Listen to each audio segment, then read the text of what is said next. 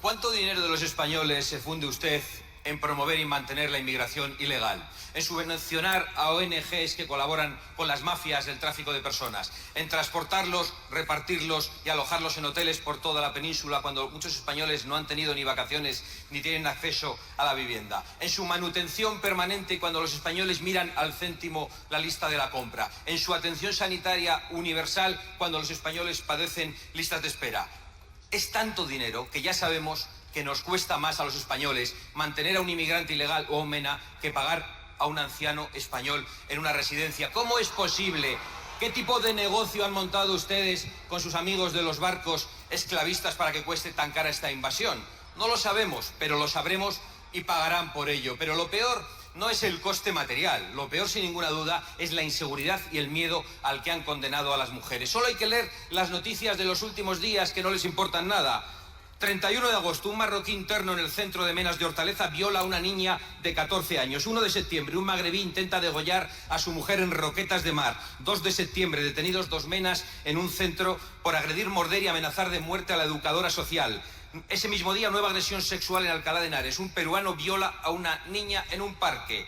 2 de septiembre, detenido un inmigrante ilegal subsahariano por agredir sexualmente y herir a una joven canaria que salía de un velatorio de despedir a un familiar. 3 de septiembre, detenido un inmigrante magrebí por violar a una joven española en un piso de Bilbao. 4 de septiembre, el inmigrante magrebí que declaró vivir en un árbol vuelve a cometer una violación en Alicante. 5 de septiembre, detenido un inmigrante por violar y asesinar a una joven en un apartamento turístico en Gerona. 6 de septiembre, detenido un inmigrante marroquí de 41 años por violar a una joven a plena luz del día en un parque de Vitoria. 7 de septiembre, detenido un inmigrante marroquí por agredir sexualmente a una niña de 15 años en Navarra. Y ayer otro marroquí detenido por violar a una menor tutelada también en Gerona. Niñas violadas, hombres acuchillados, ancianos apaleados y familias destrozadas por su culpa, por sus políticas. Y por eso, antes de que se levante con su chulería habitual y con sus mentiras de burdel, les recuerdo lo que la mayoría de los españoles piensan de usted. Es un corrupto, un traidor y un indecente. Señora Abascal, veo que vuelve a empezar estas sesiones parlamentarias con la mala educación. Le retiraré del orden del día del diario de sesiones sus insultos, pero le ruego que no vuelva a insultar en esta Cámara Parlamentaria porque los ciudadanos no se merecen ese trato por parte de ningún diputado. La violencia machista que ustedes niegan, con independencia de que sea un extranjero o un nacional, cuenta con la absoluta condena del gobierno y de la mayoría de ciudadanos y ciudadanas de nuestro país. La violencia machista. Se lo dije en uno de los debates, señoría, se lo dije en uno de los debates, usted no odia a los extranjeros. Su discurso es un discurso interesado contra los extranjeros, porque en el mes de julio usted recibió una subvención, una financiación por parte de un banco húngaro de 7 millones de euros, al cual usted no ha hecho ningún tipo de asco, señoría. ¿Qué tipo de relación tiene usted de financiación internacional con el gobierno de su amigo, el señor Orbán? ¿Podría usted explicarlo?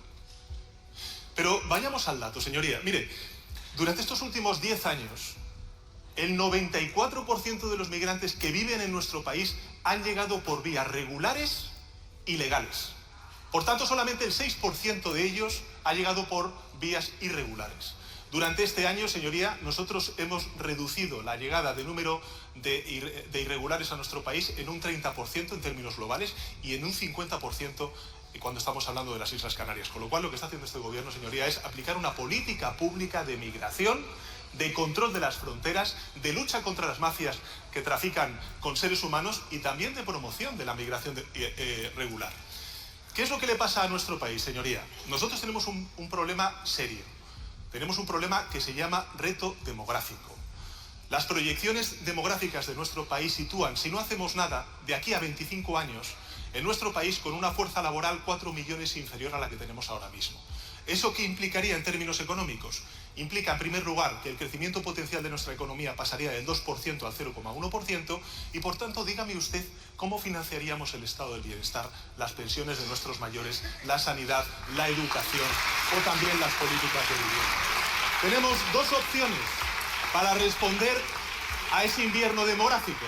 Por un lado, las políticas de natalidad. Ayer convalidamos el Real Decreto Ley sobre permisos y ustedes se abstuvieron. Pero si es que ustedes no quieren ni migrantes ni tampoco quieren políticas de natalidad. Ustedes lo único que quieren es pobreza. pobreza para nuestro país. En fin, no tengo mucho más tiempo, pero le voy a decir una cosa. La opción de nuestra sociedad es o ser prósperos y por tanto abiertos, o ser pobres y por tanto cerrados. Es lo que... Muchas gracias, señora presidenta. Señor Sánchez, usted llegó con su moción de censura, defendida por el diputado Ábalos, prometiendo ejemplaridad. Pues bien, ese ejemplar, respaldar al fiscal general bajo fianza y sentado en el banquillo del Tribunal Supremo. Ese ejemplar, haber autorizado a su número 2 en el gobierno a tener una reunión en el aeropuerto de Madrid con la vicepresidenta del petróleo venezolano para hablar de negocios. Ese ejemplar, que la esposa del señor Ábalos le informase de los desmanes y usted le volviese a incluir en las listas. Ese ejemplar, haber convertido la Moncloa en un centro de negocios con la mujer del presidente plurimputada y declarando hoy de nuevo en un juzgado por un presunto quinto delito, en este caso malversación. Señor Sánchez, si algún presidente se encontrase en alguno de estos supuestos, ¿usted le pediría la dimisión? Muchas gracias. Mire, señor Feijóo, yo sé por dónde quiere usted ir, sé lo que pretende, pero no nos va a provocar. No nos va a provocar. Y voy a responder a su pregunta. Efectivamente, estamos haciendo lo que exigíamos. Exigimos una política limpia y este es un gobierno limpio. Exigimos un gobierno comprometido con las causas sociales y, por ejemplo, esta semana que estamos empezando el curso educativo, 2.500 millones de euros para la igualdad de oportunidades en becas a nuestros jóvenes. Exigimos un gobierno comprometido, por ejemplo, con el europeísmo, con las causas del derecho internacional humanitario, y este gobierno está en el lado correcto de la historia, condenando el genocidio en Gaza. Señoría, exigimos y, por supuesto, hacemos lo que exigíamos entonces.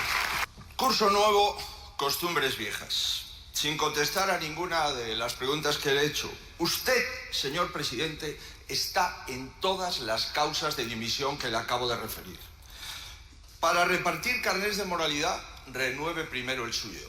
Usted está en un gobierno que funciona, 22 ministerios, Hacienda sin presupuestos, vivienda sin casas, interior sin solución para los ocupas, transportes sin trenes serios en nuestro país, sanidad sin planificación sanitaria, exteriores sin aliados decentes. Podría seguir uno y uno, pero no tengo tiempo. Mire, empieza este curso exactamente igual que lo terminó.